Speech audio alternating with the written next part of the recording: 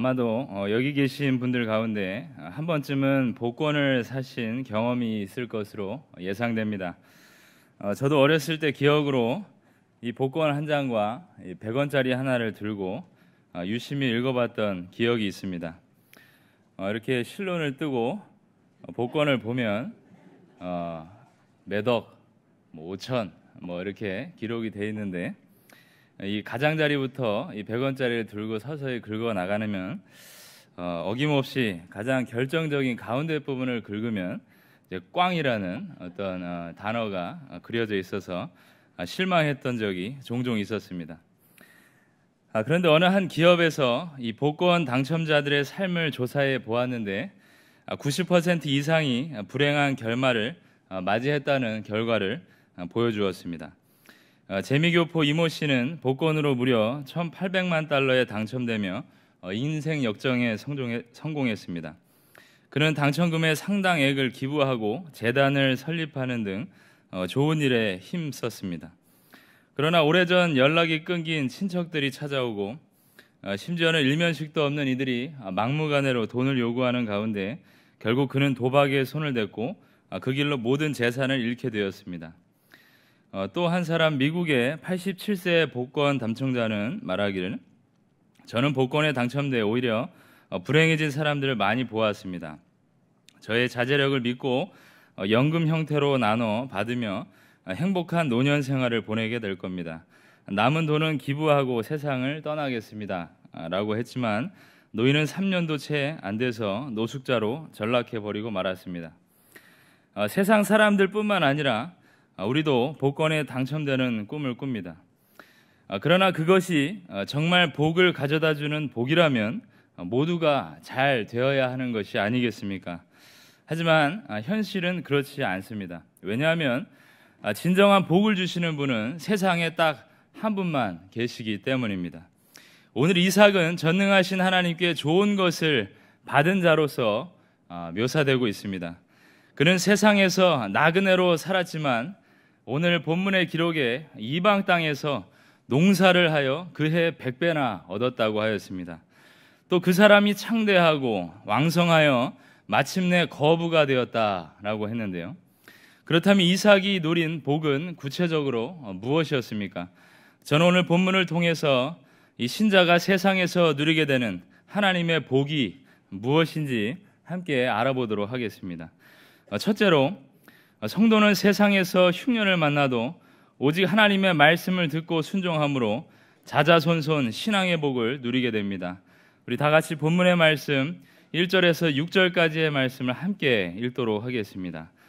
아브라함 때에 첫 흉년이 들었더니 그 땅에 또 흉년이 들매 이삭이 그랄로 가서 블레셋 왕 아비멜렉에게 이르렀더니 여호와께서 이삭에게 나타나 이르시되 애굽으로 내려가지 말고 내가 내게 지시하는 땅에 거주하라. 이 땅에 거류하면 내가 너와 함께 있어 내게 복을 주고 내가 이 모든 땅을 너와 내 자손에게 주리라. 내가 내 아버지 아브라함에게 맹세한 것을 이루어 내 자손을 하늘의 별과 같이 번성하게 하며 이 모든 땅을 내 자손에게 주리니 내 자손으로 말미암아 천하 만민이 복을 받으리라. 이는 아브라함이 내 말을 순종하고 내 명령과 내 계명과 내 율례와 내 법도를 지켰음이니라 하시니라. 이삭이 그랄에 거주하였더니. 아멘. 1절에 아브라함 때에 첫 흉년이 들었더니 그 땅에 또 흉년이 들매라고 하였습니다. 성경은 의도적으로 아브라함 때에 닥쳤던 흉년을 언급하면서 이삭의 때에도 흉년이 들었다라고 하였습니다. 그것은 아무리 위대한 하나님의 자손이라고 할지라도 세상의 악순환을 만날 수 있음을 말해주는 것입니다. 그런데 그때 아브라함은 물과 식량을 얻기 위하여서 애굽으로 내려간 반면에 아들 이삭은 그랄로 갔다라고 하였습니다. 그랄은 이 블레셋 왕 아비멜렉이 자리 잡고 살던 땅이었습니다. 이삭이 그랄로 갔다는 것은 그의 발걸음도 애굽으로 향하고 있거나 그곳에 잠시 머물다가 상황이 더 어려워지면 애굽으로 가겠다는 그러한 계획이었을 것이 분명합니다. 그런데 2절에 보면 하나님께서는 이삭에게 나타나 애굽으로 내려가지 말고 내가 내게 지시하는 땅에 거주하라고 하셨습니다. 하나님께서는 이삭에게 하신 말씀은 물과 음식이 있는 애굽을 의지하지 말고 오직 믿음으로 하나님 당신을 바라보라는 일종의 테스트였던 것입니다. 그 아버지 아브라함은 기근을 만나 애굽으로 내려갔지만 이제는 더 이상 그러한 실수가 있으면 안 된다라는 하나님의 뜻이었던 것입니다. 왜냐하면 하나님께서 아브라함에게 허락하신 땅은 가나안 땅이었기 때문입니다. 그런 가운데 하나님께서는 3절의 말씀대로 이삭이 순종하면 그와 함께 할 것이며 그의 순종을 많은 것으로 축복하실 것이라고 말씀하셨습니다. 그 축복은 아브라함에게 말씀하셨던 맥을 같이 하는 축복으로서 하나님 편에서 축복의 조건을 제시하신 것입니다. 이삭의 입장에서 생각을 해본다면 기근이 있는 가나안 땅에 거하는 것보다는 나일강이 흐르는 애굽 땅으로 향하는 것이 훨씬 더 지성적이고 합리적인 일이었음이 분명할 것입니다. 그러나 하나님은 자신의 특별한 뜻을 이루기 위해서 이삭과 그의 가족을 기근이 있는 땅에 거하게 하신 것입니다. 그러면서 축복을 약속하시는 근거에 대해 말씀하시는데 이는 아브라함이 내 말을 순종하고 내 명령과 내 계명과 내 율례와 내 법도를 지켰기 때문이라고 하셨습니다. 이는 아브라함이 하나님의 말씀에 순종했다는 말은 그가 아들 이삭을 바쳤을 때 하나님께서 그에게 하신 말씀을 떠올리게 합니다. 물론 아브라함 시대에는 율법이 주어지기 전이었지만 본서의 저자 모세는 아브라함을 순종의 사람으로 표현하기를 주저하지 않고 있습니다. 왜냐하면 믿음이 있는 자는 율법을 잘 이행할 것이라는 확신 가운데 있었으며 실제로 아브라함은 믿음이 있는 자로서 그 율법을 모두 실천하는 사람처럼 살았기 때문입니다. 결국 이삭은 하나님의 말씀을 따라 애굽으로 내려가지 않고 그랄에 거주했다라고 하였습니다. 그도 아버지의 신앙을 따라 그 아들도 하나님의 말씀에 순종함으로 자신의 상황 모두를 하나님 앞에 내어 맡겼던 것입니다. 코로나 이후에 세계의 경제는 반토막이 났습니다. 아니, 반토막이 아니라 거의 붕괴 직전의 수준이라고 생각합니다. 더하여 세계 곳곳에 전쟁은 멈추지 않고 계속되고 있으며 최근에 일어난 튀르키예 지진은 하루아침에 4만 명 이상의 목숨을 앗아갈 정도로 이것은 실로 무서운 재앙이고 일들이었습니다. 하지만 이것보다 더 무서운 흉년이 있습니다. 그것은 바로 영적인 흉년입니다. 여러분들이 아시는 것처럼 이제는 미국의 공식적인 석상에서 기도하는데 예수님의 이름으로 기도한다고 하지 않습니다. 목사라고 하면서 기도 말미에 예수님이 아닌 모든 신들의 이름으로 기도합니다. 아멘이라고 마칩니다. 더 이상 동성애와 성소수자를 죄라고 하지 않는 흐름 속에 우리가 살고 있습니다. 오히려 더 많은 사람을 포용하기 위해서 그 자들을 인정해 주어야 한다고 합니다. 그런데 이러한 목소리가 교회 안에서도 나오고 있는 것입니다. 복음의 모양은 있지만 복음은 없는 시대, 그것이야말로 진실로 우리가 맞이한 세상의 흉년입니다. 그처럼 애국과 같은 세상은 시시각각 우리의 중심을 세상으로부터 빼앗으려고 합니다. 그 시급한 상황 속에서 우리는 어떠한 선택을 하고 살아야 합니까? 아니, 여러분들의 자녀들은 어떠한 선택을 할 것 같습니까? 하나님의 말씀 안에 거하지 않으면 육신의 눈을 따라 애굽으로 내려가는 길은 아마 엄청나게 빨라질 것입니다. 그런 악순환은 다음 세대에도 영향을 미치고야 말 것입니다. 제가 아는 한 부모는 두 자녀를 두었는데 어떻게든 예배에 참석시켜 앉혀놓는 일을 합니다. 주일 밤 예배는 물론이고 수요밤 예배든지 금요밤 예배든지 연소한 아이들이지만 예배에 참석시키는 것입니다. 아직 아이이기 때문에 칭얼거릴 때도 있고 도망쳐 나갈 때도 있지만 그 아이는 그 부모의 예배 참석 권면 때문에 훗날의 영적인 흉년을 맞아도 세상에 흔들리지 않는 아이로 자랄 것이 분명합니다. 확실한 것은 아비 아브라함이 신앙이 이삭에게 전해졌다는 사실입니다. 그리고 그 전가된 하나님의 신앙, 그 언약의 자손들에게 약속하신 그 신앙만이 흉년을 이겨낼 수 있는 유일한 희망입니다. 그 아버지의 그 신앙이 이삭의 가족들을 가나안 땅에서 살아남게 하였으며 하나님의 축복을 받아 누리는 지름길로 인도한 것입니다. 우리가 사는 사회는 겉으로 보기에 평화로워 보이지만 여러분들이 사는 사회 그 순간에 영적인 전쟁은 진행되고 있습니다.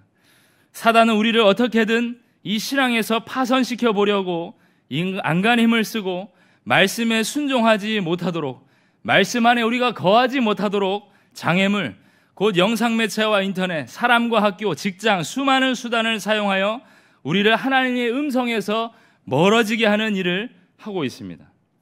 하지만 그 가운데 하나님의 음성이 들리는 축복이 여러분과 여러분의 자녀에게 있기를 바랍니다. 하나님은 애굽으로 내려가게 하는 그 이삭을 막으셨고 아브라함의 축복의 언약을 재확인시켜 주셨습니다. 단 이삭이 애굽으로 내려가지 않고 약속의 땅에 머물러야 한다는 전제 조건이 있었지만 이삭은 거기에 순종했습니다. 그리하여 그 하나님의 음성이 여러분과 또 여러분의 자녀들에게 들릴 때 육신의 선택이 아닌 영적인 선택을 하심으로 늘 순종의 자세로 나아가 속하신 가정마다 자자손손 가난을 떠나지 아니하는 축복 가운데 거하시는 모든 성도님들 되시기를 바랍니다. 둘째로, 성도는 죄로 인하여 연약할 때에도 신실하신 하나님의 인도와 보호하심의 복을 누리게 됩니다. 다 같이 본문의 말씀 7절에서 15절까지의 말씀을 함께 읽도록 하겠습니다. 그곳 사람들이 그의 아내에 대하여 물으매 그가 말하기를 그는 내 누이라 하였으니 리브가는 보기에 아름다움으로 그곳 백성이 리브가로 말미암아 자기를 죽일까 하여 그는 내 아내라 하기를 두려워함이었더라. 이삭이 거기 오래 거주하였더니 이삭이 그 안에 리브가를 껴안은 것을 블레셋 왕 아비멜렉이 창으로 내려다 본지라. 이에 아비멜렉이 이삭을 불러 이르되 그가 분명히 내 아내거늘 어찌 내 누이라 하였느냐. 이삭이 그에게 대답하되 내 생각에 그로 말미암아 내가 죽게 될까 두려워하였음이로다. 아비멜렉이 이르되 내가 어찌 우리에게 이렇게 행하였느냐. 백성 중 하나가 내 아내와 동침할 뻔하였도다. 내가 죄를 우리에게 입혔으리라. 아비멜렉이 이에 모든 백성에게 명하여 이르되 이 사람이나 그의 아내를 범하는 자는 죽이리라 하였더라. 이삭이 그 땅에서 농사하여 그 해에 100배나 얻었고 여호와께서 복을 주심으로 그 사람이 창대하고 왕성하여 마침내 거부가 되어 양과 소가 떼를 이루고 종이 심이 많으므로 블레셋 사람이 그를 시기하여 그 아버지 아브라함 때에 그 아버지의 종들이 판 모든 우물을 막고 흙으로 메웠더라. 아멘.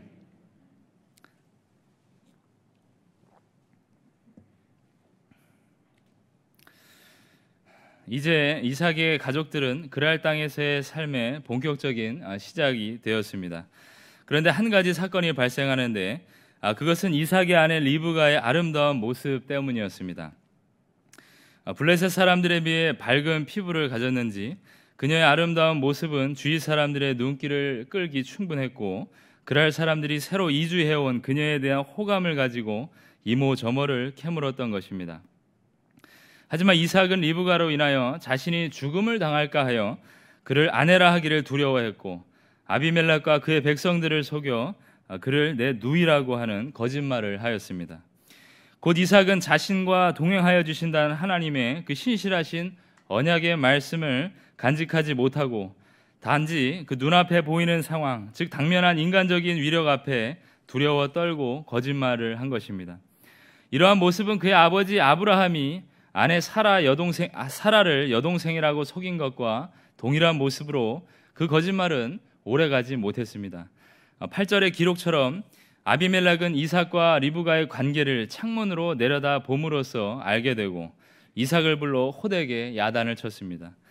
그런데 이 보통 상황이라면 이 속이 잃어든 이삭을 나라에서 추방하거나 벌을 받게 되지만 하나님은 이삭과 리브가를 보호하여 주셨습니다.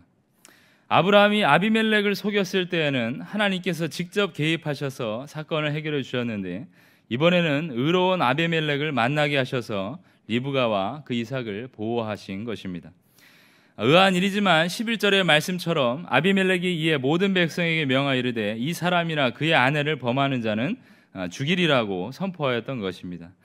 이는 어떠한 이유보다도 하나님의 섭리로서 설명되며 당신이 사랑하는 자에게 베풀어 주시기로 작정하신 축복을 이어가게 하시려는 하나님의 뜻인 것입니다. 더하여 그 땅에서 이유로 받은 이삭의 축복이 열거되고 있는데 그는 그 땅에 농사하여서 그해 100배나 얻었고 여호와께서 복을 주심으로 창대하고 왕성하여 거부가 되었다라고 하였습니다.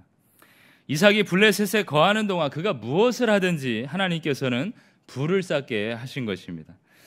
그런데 대대로 목자인 그가 그 땅에서 100배의 소출을 얻었다는 것은 주목해 볼 만한 일입니다. 심지어 기근이 든 땅에 곡식을 심어서 부를 얻게 된 것은 하나님의 축복이라고 말할 수밖에 없는 대목인 것입니다. 여호와께서 복을 주심으로라고 하였습니다. 본문은 이삭의 형통한 근원이 바로 하나님 그분에게 있다는 사실과 그 형통함이 단지 농사일에 국한되지 않는다는 것과 그로 말미암아 당시 근동 사람들의 부자의 기준이었던 가축의 수가 많았음을 볼 때 그 이삭이 쌓은 부가 실로 많았음을 말해주고 있습니다. 그들은 심이 많은 종을 가짐으로 오히려 그들에게 시기의 대상이 되었다고 했는데 그들은 우물을 메우면서까지 그 이삭을 시기하기에 이르렀습니다. 그처럼 이삭은 그 자신에게 변형이나 풍요의 가능성이라는 전혀 없는 상태로 그 아내인 리브가를 누이라고 거짓말하는 속이기까지 하였지만 하나님께서는 그에게 무조건적인 복을 주심으로 놀랄만한 번영을 이루어 주셨던 것입니다. 제가 선교지에서 피딩 사역을 했을 때의 일이었습니다. 보통 음식을 만들어 가지 않고 재료만 챙겨서 가는데 그날따라 닭값이 좀 올라서 평소보다 넉넉하게 살 수는 없었습니다. 산속에서 예배를 마치고 이제 준비한 밥과 또 닭튀김 그리고 빵을 올려서 그들에게 주려고 하는데 생각보다 많은 사람이 그 마을에서 몰려왔었습니다. 저희 팀은 정말 그간에 배운 모든 그 몸의 습관으로 이 배식을 거의 마쳤는데 이제 남아있는 음식으로는 저희들의 식사 정도만 남겨진 상태였습니다. 그런데 한 아이가 다시 이 밥을 주는 줄에 서는 것이 아니겠습니까? 그래서 다가가서 아까 받지 않았느냐라고 물어보았는데 그 친구는 아니라고 하면서 머리를 절레절레 흔들고 있었습니다. 그런데 그 아이의 손과 얼굴에는 이미 밥풀이 듬성듬성 묻어 있는 것이 아니겠습니까? 딱 보아도 거짓말을 하고 있는 것 같은데 자꾸 아니라고만 하는 것 같습니다. 그래서 결국에는 우리 섬기는 모든 분들의 식사까지 그 아이들에게 다 내어주고야 그 배식줄은 끝냈던 기억이 있습니다. 그 거짓말하는 친구의 모습을 봤을 때 전혀 나쁘다고 느껴지지가 않습니다. 오히려 궁휼한 마음이 들었지 그가 나쁘다고 생각되지 않았습니다. 하지만 그러한 마음을 우리 하나님도 분명히 가지고 계실 것입니다. 우리도 성도로서 하나님 앞에 이 불완전한 이삭과 같은 모습으로 설 때가 있습니다. 저는 목사인데 전능하신 하나님의 메시지, 어떤 상황에서도 소망을 주시는 하나님의 말씀을 전해야 할 목사가 낙심될 때가 있고 세상 사람들과 구별되어 살아내야 되는데 그렇게 하지 못할 때 비참한 마음까지 드는 것입니다. 하지만 그럴 때 주님은 절대 우리를 나무라지 않습니다. 오히려 회개하는 자에게 그 죄를 용서하여 주시고 그 모든 필요를 채워주시는 것입니다. 자신의 독생자 예수 그리스도까지 보내주신 그분이 무엇이 아까워서 우리의 죄를 용서해 주시지 않으시겠습니까? 요한일서 1장에는 만일 우리가 죄가 없다고 말하면 스스로 속이는 것이다 라는 말씀이 있습니다. 주님은 우리 가운데 죄가 있음을 다 압니다. 그렇지만 그 가운데 우리가 우리의 죄를 고백하기를 원하시는 것입니다. 그리고 다시 주께로 돌아오라고 말씀하고 계시는 것입니다. 주께로 회개하고 나아갔을 때, 주께로 나아갔을 때 우리의 모든 문제가 해결되고 주님께서는 그것을 아시고 우리에게 더 많은 것을 베풀어 주시는 것입니다. 우리는 그 하나님의 구원과 생명의 풍성함을 누릴 만한 아무런 근거도 없는 존재들이었음이 분명합니다. 왜냐하면 우리는 모든 죄와 허물로 인하여 영적으로 빈핍하고 죽어가던 존재들이었기 때문입니다. 그러나 그 은혜에 풍성하신 하나님께서는 우리를 살리셨을 뿐만 아니라 당신의 은혜로 말미암아 영적인 구원과 육신적인 번영을 누릴 수 있도록 인도해 주셨음을 이 시간도 확신하시기를 바랍니다. 그것이야말로 우리에게 있는 모든 은혜요 사랑이라는 사실을 반드시 기억하시며 지은 죄 가운데 늘 우리를 용서해 주시기를 아끼지 아니하시는 주님께 나아가시고 올해도 하나님께서 무조건적으로 부어주시는 영과 육의 축복만을 받아 누리시는 성도님들이 되시기를 간절히 바랍니다. 셋째로, 성도는 고단한 세상살이 가운데서도 예배를 통하여 감사와 위로의 복을 누리게 됩니다. 다 같이 본문의 말씀 16절에서 25절까지의 말씀을 함께 읽도록 하겠습니다. 아비멜렉이 이삭에게 이르되 내가 우리보다 크게 강성한즉 우리를 떠나라. 이삭이 그곳을 떠나 그랄 골짜기에 장막을 치고 거기 거류하며 그 아버지 아브라함 때에 팠던 우물들을 다시 팠으나 이는 아브라함이 죽은 후에 블레셋 사람이 그 우물들을 메었음이라. 이삭이 그 우물들의 이름을 그의 아버지가 부르던 이름으로 불렀더라. 이삭의 종들이 골짜기를 파서 샘 근원을 얻었더니 그랄 목자들이 이삭의 목자와 다투어 이르되 이 물은 우리의 것이라 하매 이삭이 그 다툼으로 말미암아 그 우물이 이름을 에색이라 하였으며 또 다른 우물을 팠더니 그들이 또 다툼으로 그 이름을 신나라 하였으며 이삭이 거기서 옮겨 다른 우물을 팠더니 그들이 다투지 아니하였으므로 그 이름을 르호봇이라 하여 이르되 이제는 여호와께서 우리를 위하여 넓게 하셨으니 이 땅에서 우리가 번성하리로다 하였더라. 이삭이 거기로부터 브엘세바로 올라갔더니 그 밤에 여호와께서 그에게 나타나 이르시되 나는 내 아버지 아브라함의 하나님이니 두려워하지 말라. 내 종 아브라함을 위하여 내가 너와 함께 있어 내게 복을 주어 내 자손이 번성하게 하리라 하신지라. 이삭이 그곳에 제단을 쌓고 여호와의 이름을 부르며 거기 장막을 쳤더니 이삭의 종들이 거기서도 우물을 팠더라. 아멘.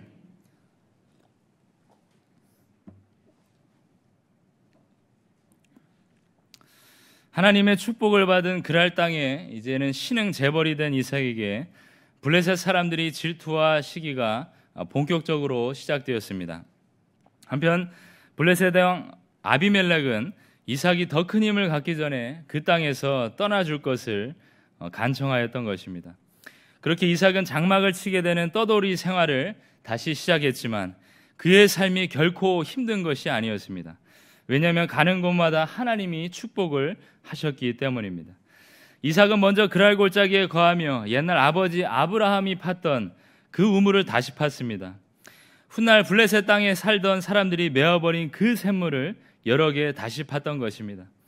또한 다시 판 샘물들의 이름을 옛 아브라함이 부르던 이름으로 불렀는데 그것은 우물의 소유권을 주장하기 위함이었습니다. 그런데 한 번은 이삭의 종들이 우물을 파다가 물이 스스로 솟아나는 샘 줄기를 찾아냈습니다. 19절 하반절에 기록된 샘 근원은 살아있는 물이라는 뜻이며 콸콸 솟는 샘 줄기를 뜻하는 것으로 물을 귀하게 여기는 이 근동 지역에서 매우 가치가 있는 것이었습니다. 하지만 못된 그랄 목자들이 이삭이 판 그 샘을 자신의 것들이라고 박박 우겼습니다. 실로 어이없는 일이었지만 이삭은 거기서 아무 말도 하지 않고 그 우물의 이름을 에색, 곧 다툼이라고만 짓고 다른 우물을 찾아 나섰던 것입니다. 이에 또 다른 우물을 팠는데 이 우물 뺏는 재미를 본 그랄 목자들이 또 이번에도 몰려와서 시비를 걸었습니다. 이삭은 그들에게 다시 우물을 내어주며 그 이름을 신나, 곧 대적함이라고 지었습니다. 그렇게 가던 이삭은 마침내 세 번째 우물을 팠을 때 비로소 아무런 문제가 없음을 깨닫게 되었습니다. 그래서 이삭은 그 샘의 이름을 르호봇, 곧 여호와께서 넓게 하셨다는 의미로 짓게 된 것입니다. 이삭은 소유권을 주장하는 그랄의 목자들과 다투지 않았습니다. 여러분들 그 이유를 무엇이라고 생각하십니까? 근동에서의 우물 하나는 얼마나 귀중한 가치를 보유하고 있습니까? 하지만 이삭은 그가 이미 하나님께로 받은 축복을 알고 그 하나님은 전능하신 분이라는 사실을 알기 때문에 그에게 가장 지금 필요한 것은 하나님과의 관계였습니다. 그 그랄 목자들과 다투고 싸우고 대적하는 게 목적이 아니라 그는 하나님과의 관계를 재정비하는 것이 가장 큰 이유였습니다. 사실 이삭은 지금까지 하나님과 비교적 순종하는 삶을 살았지만 하나님을 온전히 의지하는 삶을 산 것은 아니었습니다. 그것은 기근을 만나자 하나님께 묻지도 않고 애굽으로 내려간 사실이나 비록 하나님의 지시로 애굽에 내려가지는 않았지만 그랄 땅에 머물면서 그곳 사람들을 두려워하여 아내를 누이라고 속인 사실 등으로 미루어 짐작하게 되는 것입니다. 하지만 하나님은 이삭에게 다시 한번 찾아오셔서 그 부엘세바로 가는 이삭에게 언약의 계승자로서의 사실을 다시 한번 확인시켜 주시며 축복하실 것을 약속해 주셨습니다. 그리하여 이삭은 고난 중에 찾아오신 하나님, 그 언약의 축복을 약속해 주신 하나님께 대하여서 제단을 쌓고 깊은 감사와 영광을 올려드릴 수밖에 없었던 것입니다. 우리는 세상에서 다툼이라고 하는 애색을 경험하기도 합니다. 대적함이라고 하는 신나를 이 땅에서 경험하기도 합니다. 그런데 우리에게 가장 중요한 사실이 있는 것은 그 끝에 하나님께서 넓게 하셨다, 여호와께서 우리에게 주셨다라고 하는 르호봇이 기다리고 있다는 사실 때문에 우리는 그 싸움과 대적을 이겨낼 수가 있는 것입니다. 성도지만 세상에서 다투지 않는다는 것은 실로 어려운 일입니다. 하지만 예수님은 뭐라고 하셨습니까? 전쟁은 우리에게 속한 것이 아니다. 원수 갚는 것은 우리의 일이 아니다 라고 하셨습니다. 우리의 일은 우리의 전 인생을 삶의 예배자로 드리는 것뿐입니다. 이삭이 그 하나님 앞에 제단을 쌓고 감사와 찬양을 올려드렸던 것처럼 우리의 일은 그들과 대적하고 그들과 다투는 것이 아니라 오직 하나님과의 관계를 돈독히 하며 그 하나님께 예배하는 것이 우리의 목적입니다. 거부는 자신이 되는 것이 아니라 하나님께서 부어주실 때 된다는 사실은 이삭이 알았습니다. 그래서 그는 하나님께 예배하는 그 순간이 가장 필요한 순간임을 알았던 것입니다. 어느 성도님의 구역 모임에 방문했던 적이 있습니다. 나이가 지긋이 든 권사님 두 분이셨는데 예배 직전 한 분께서는 저에게 이런 말씀을 하셨습니다. 이제는 예배의 즐거움으로 살지요. 무슨 즐거움이 있겠습니까? 라는 것이었습니다. 그분은 단순히 시간이 남기 때문에, 젊은 사람들보다 안 바쁘기 때문에 그런 말씀을 하신 것이 아닙니다. 진심으로 그 하나님께 올려드리는 예배가 소중하고 중하고 인생의 가장 목적이 될 만한 예배이기 때문에 그 말씀을 하신 것입니다. 그처럼 성도가 세상에서 이리 치이고 저리 치이고 눈물 골짜기 같은 인생을 살아갈 때 위로해 줄 수 있는 분은 예배를 통해서 우리에게 말씀해 주시는 하나님, 그 하나님의 말씀뿐임을 우리가 잘 알고 있기 때문에 우리는 그 권사님의 마음을 이해할 수 있습니다. 사람이 사람을 위로할 수 없다는 것을 우리가 너무나도 잘 압니다. 하지만 이 예배를 통해서 우리는 하나님께 위로를 받는 귀중한 성도들로 살아가게 됐다는 사실로 인하여서 참된 기쁨과 그 평안을 예배 가운데 늘 확신하시는 경영의 성도들이 되시기를 바랍니다. 사랑하는 성도 여러분, 그리고 헌신을 다짐하는 제14, 15, 16 여전도회 회원 여러분, 이 일 후에 참 놀라운 사건 하나가 발생합니다. 26절에 보면 아비멜렉이 그의 친구 아우삿과 군대장과 비골과 더불어 그랄에서부터 이삭에게 온지라라고 하였습니다. 그들이 왜 이삭을 찾아왔습니까? 이삭을 쫓아낼 때는 언제고 왜 이삭을 지금 찾아와서 조아리는 것입니까? 그들은 이삭과 함께 하시는 전능하신 하나님을 보고야 만 것입니다. 그래서 오히려 자신들을 해칠까 하여 발등에 불똥이 떨어져서 이삭을 찾아온 것입니다.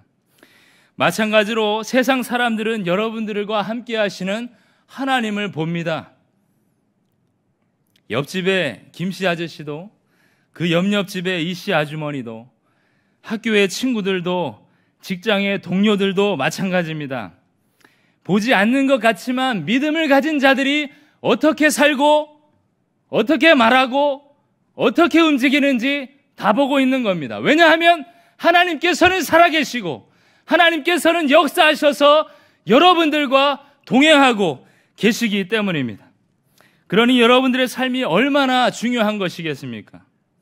여러분들이 옆 사람에게 건네는 말 한마디가, 여러분들의 한 행동이 얼마나 중요한 것이겠습니까?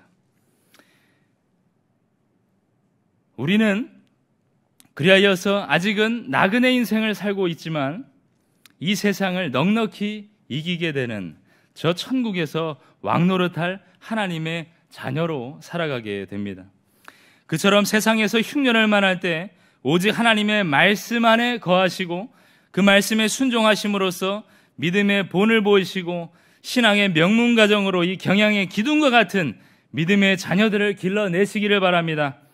또한 제 가운데 빠져 낙심할지라도 우리의 손을 붙잡아 주시고 다시 일으켜 주시는 주님으로 인하여서 힘을 내시고 무조건적인 하나님의 보호하심과 인도하심 속에 세상에서도 주님이 주시는 복으로서 충만하시기를 바랍니다. 마침내 고단한 세상살이에서도 그 끝을 넓혀 주시고야 마시는 하나님으로 인하여서 감사와 찬양의 예배를 드리시고 한평생 주님만을 위하여서 살아내는 성도님들이 되시기를 바랍니다.